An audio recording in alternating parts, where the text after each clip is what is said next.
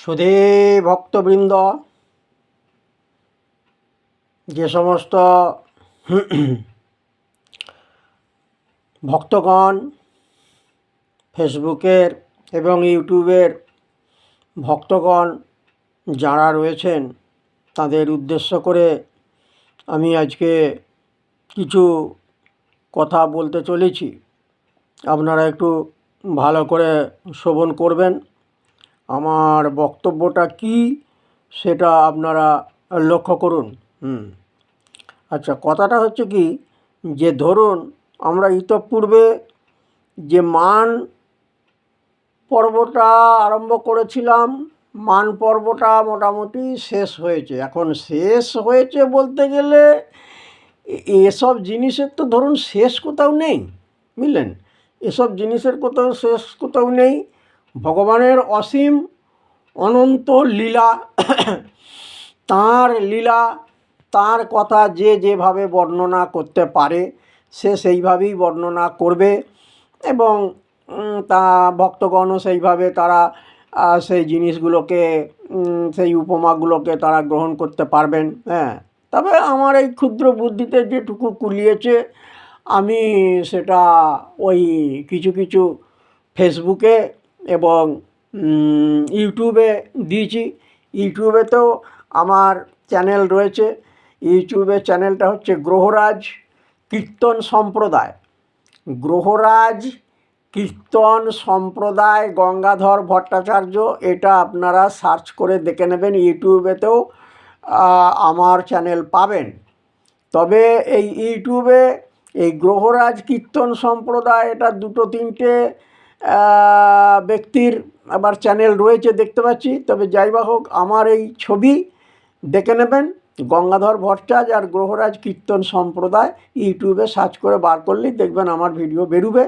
সেগুলোতেও আমি কিছু কিছু বক্তব্য পেশ করে দিয়েছি, সেগুলো আপনারা দেখবেন। এখন কথাটা হচ্ছে যে খণ্ডিতা থেকে শুরু হয়েছিল যে মান পর্বটা, সেটা যে একদম কলহন্তরিতায় ওদিকে কালকে মিলন হয়ে গেছে, সেই ভিডিওটা দেখবেন। আর ওই যে খণ্ডিতাতে নূপুর চুরির পর থেকে একটা ভাগ হয়ে চলে গেল, যেটা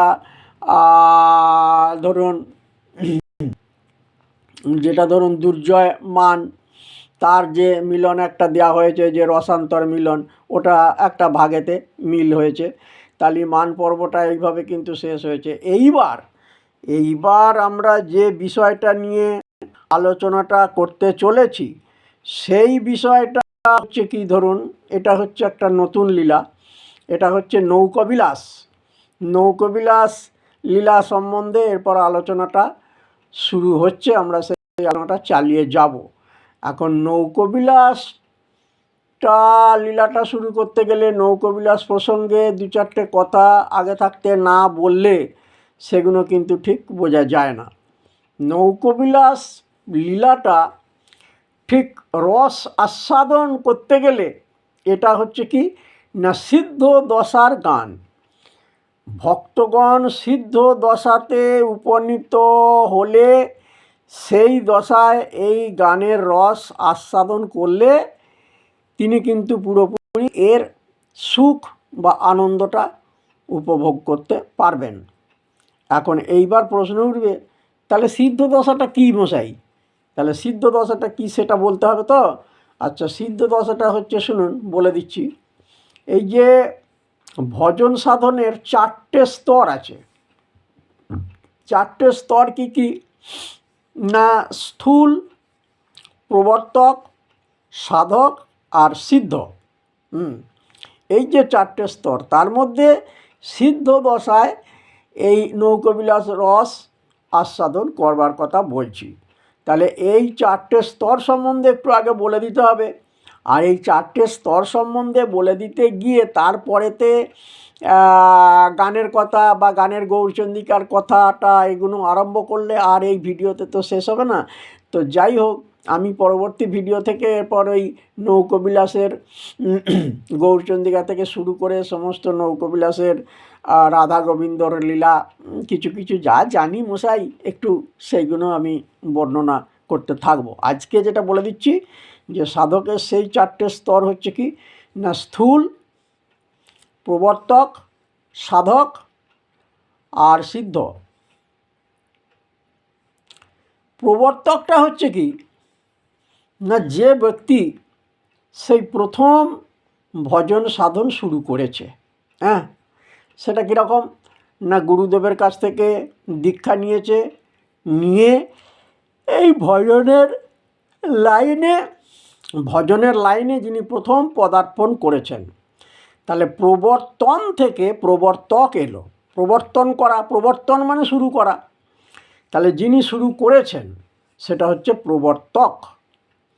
এইবারেতে আর একটা হচ্ছে কি না স্থূল, যেটা হচ্ছে কি স্থূলটা হচ্ছে প্রবর্তকের আগে, মানে তখন তার ভজন সাধন সম্বন্ধে কোনো এখন জ্ঞান বুদ্ধি বা জানার কৌতূহল কিছুই জাগেনি। এমনি স্বাভাবিকভাবে খেয়ে মেখে ঘর সংসারের কাজকর্ম করে আর করে কোনো রকমের দিনাতিপাত হচ্ছে, সে ভজন সাধন লাইনের এখন কিছু জানে না, সেটা হচ্ছে স্থূল। আর যেটা সাধক হচ্ছে কি ওটা হচ্ছে প্রবর্তকের পরে। প্রবর্তকে তো ভজন সাধন শুরু করেছে, সে ভজন সাধন নিয়ে আছে গুরুদেবের কাছ থেকে দীক্ষা নিয়ে, ঠিক আছে। তা সাধকটা হচ্ছে কি ওইটা প্রবর্তকের পরের ধাপ।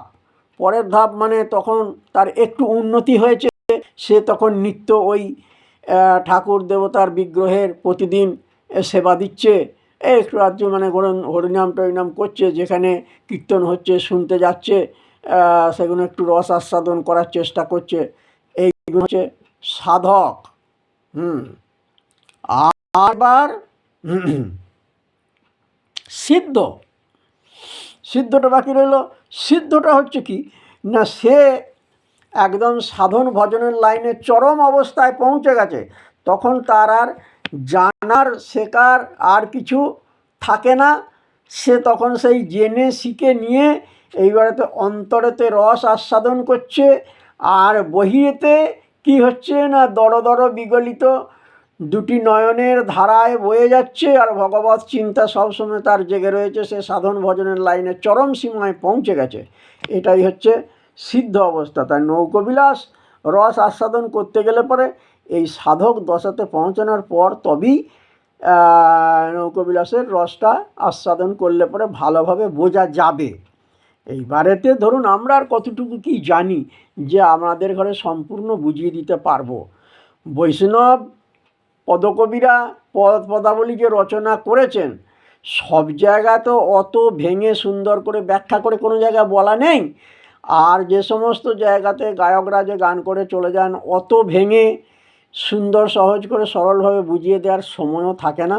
কিছু কিছু জিনিস নিজেকে না জানলে না বুঝলে কীর্তনের লাইনের এই সমস্ত জিনিসগুলো বোঝা যায় না।